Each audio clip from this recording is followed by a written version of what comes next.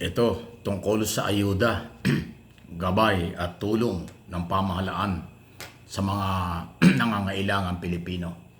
Makinig pong mabuti hindi ko po nilalahat. Pero sa akin pong pananaw, observation, analysis at opinion, dapat nang reviewin ng gobyerno under President Marcos ang mga binibigyan ng ayuda. Ayaw ko naman silang pangunahan.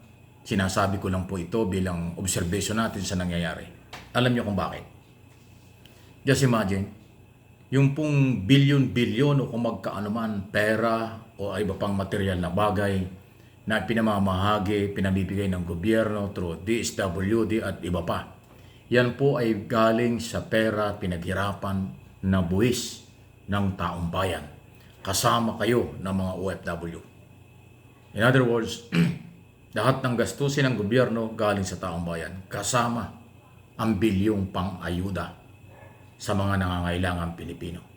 Hindi masama ang ayuda kung yung mga tumatanggap ng ayuda rumerespeto sa ating gobyerno at sa ating batas at mga programa ng gobyerno.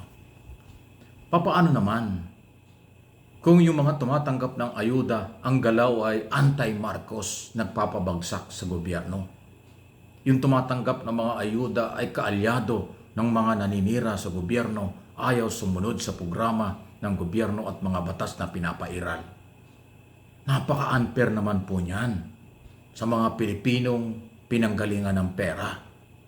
Di bali yung mga Pilipinong nangangailangan na binibigyan, pero nire-respeto si Pangulong Marcos. Pero sumusunod sa mga programa ng gobyerno. Sinusuportahan ang ating pamahalaan under President Marcos, okay lang yon. Paano yung walang ginawa kung hindi manira? Pati yata yung mga troll at mga baser na galing sa mga Duterte supporters na tumatanggap ng ayuda. Hindi naman tama yon. Kaya dapat suriin. Dapat alamin ng gobyerno. Although mabait si Pangulong Marcos, lahat kinakalinga dahil iyan ang trabaho ng isang Pangulo. Pero ang sinasabi ko rito, hindi po parehas para sa mga Pilipinong may-ari ng pera. Kasi common sense lang ito Di ba? Halimbawa, yung kapitbahay mo, walang ginawa ko hindi siraan ka at ichismis ka. Tapos ngayon, pag nagbigay ka ng regalo sa mga kapitbahay mo, isasama mo yung kapitbahay mong naninira sa iyo. Hindi naman tama yun.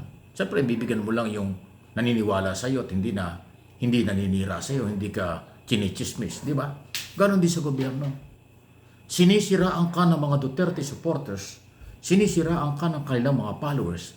Pagkatapos yung ayuda na galing sa taong bayan, ibibigay mo sa kanila pagkatapos matanggap ng ayuda, ang sigaw nila, resign Marcos.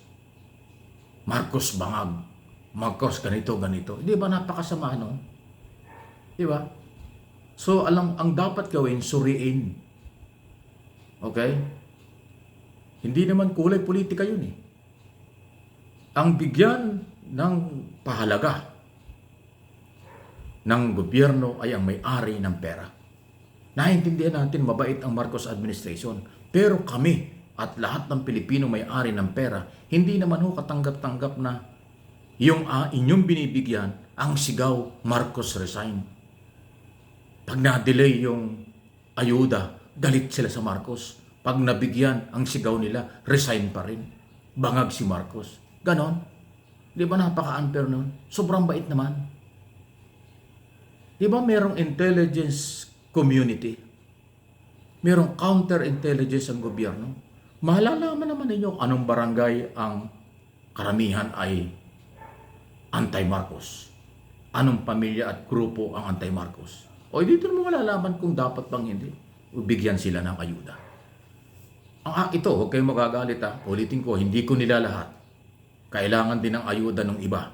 Pero at least yung ibang tumatanggap ng ayuda, maka-Marcos, tumutulong sa pamahalaan.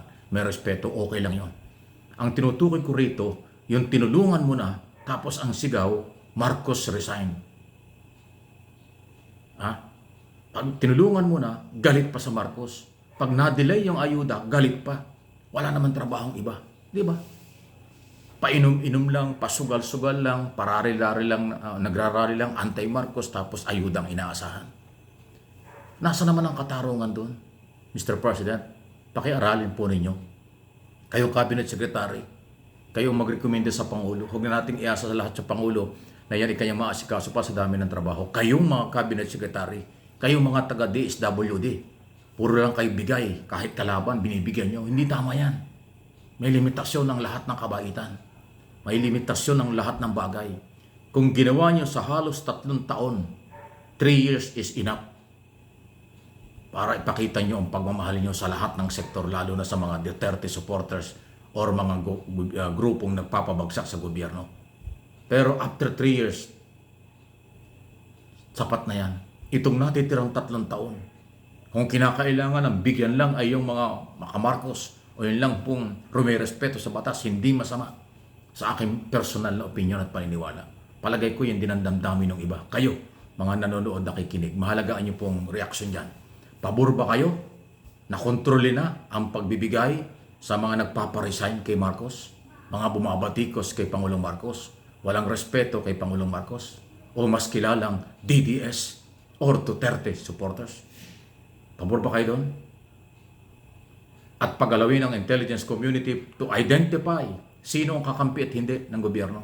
Sino ba ang karapat-dapat bigyan o hindi ng ayuda? Baka mamaya yung mga tumatanggap, mas marami pang Duterte supporters ang tumatanggap ng ayuda kaysa Marcos loyalists, kaysa Marcos supporters. Napaka-unfair niyan sa mamamayang Pilipinong nagmamahal at rumirespeto sa Philippine government under President Marcos. Yan po yung aking paniniwala at opinion dyan. Huwag kayong magagalit. Ulitin ko, hindi ko nilalahat ng ayuda mali. Dapat itama na. 3 taon, 3 years is enough para sa pagsusuri at kabaitan. Dapat itong natitirang 3 taon hanggang 2028 ipakita na ng ating administrasyon. Wala kayong respeto, bahala kayo. Wala kayong paggalang sa akin, wala kayong pagsunod sa ating mga batas at programa, bahala kayo dyan. Doon kayo humingi ng tulong sa inyong Panginoon o sa inyong puon, sa inyong pinaniwalaang nakakulong doon sa ICC. Ganun po. Sa ibang bansa ginagawa yan eh. O hindi ka akin, wala kang ginawang kabutihan sa gobyerno, puro ka maninira, bahala ka sa buhay mo. Kailangan na po ipakita yan.